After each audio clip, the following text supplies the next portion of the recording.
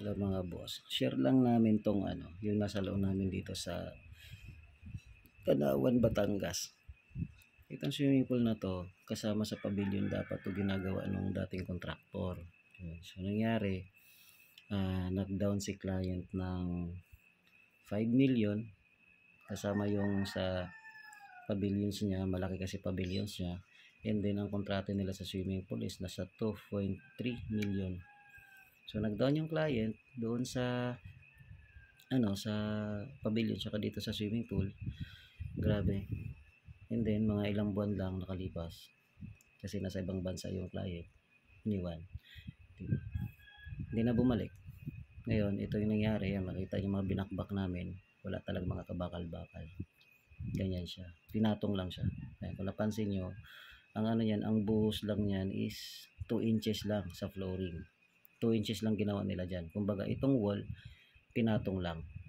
Okay, so nauna kasing buhos nila dito ng flooring. Kung nakita nyan, ganyan, 2 inches lang yan. Susukatan natin yan dyan. Ayan. Talagang nakita na lang yan dyan siya na ganun kanipis. Ang bakal nila is, ang layo is 50-50. Balagbagan, hindi nilagyan lang. Nakita nyo kung mayroong steel matting. Yan, 2 inches lang talaga siya. Okay, so nakita nyo, 2 inches lang yan. Ganyan ka saklap kapag basta-basta lang kayo kumuha ng mga kontraktor talaga na nag-aalam-alaman sa ganitong trabaho. Ito, binakbak na namin yan. Tinanggal namin yung mga matting dyan kasi bubuhusan natin siya ng panibago. So ganito kasakit na magkaroon ng project na salo lang, kasi sasaluhin mo talaga lahat ng problema doon sa mga naunang kontraktor. Tulad nito, biruin nyo yung bakal, 50 ang bakal nito, ang layo ng mga bakal, paikot. Okay, paikot yan. Ang masaklap dito, nilatagan lang ng matting lahat. Merong part na walang matting, merong part na meron. So ito, hindi na tamper yung lupa, as in wala talaga siya. Hindi man lang na nagkaroon ng tiba yung ilalim ng na to, and then binuhusan ng napakanipis. So talaga bilang owner kasi talaga madadala ka. Ngayon, syempre, kaming mga bagong sasalo, yun na yung pinakamasakit na part kasi kami sasalo lahat ng problema. Ayusin mo, i-retrofit mo. Yung katulad po ng ganyan. Biruin mo tubig, napakabigat. Tapos, mo lang ibuhusan mo lang ng ganyan kanipis. What if kasi ganito nangyayari?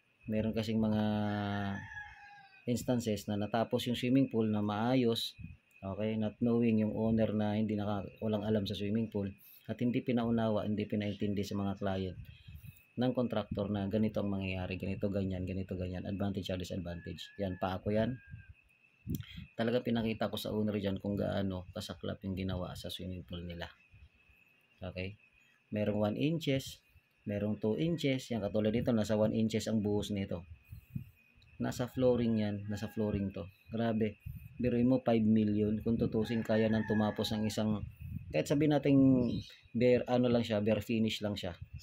Kaya niya nang tumapos yun ng ng ganong klaseng project. Isipin nyo ganito kalaki na anuhan ka ng ilang milyon. So talaga kawawa talaga yung sasalo. Naapektuhan pati sa billing payment kasi nga may trauma na sila.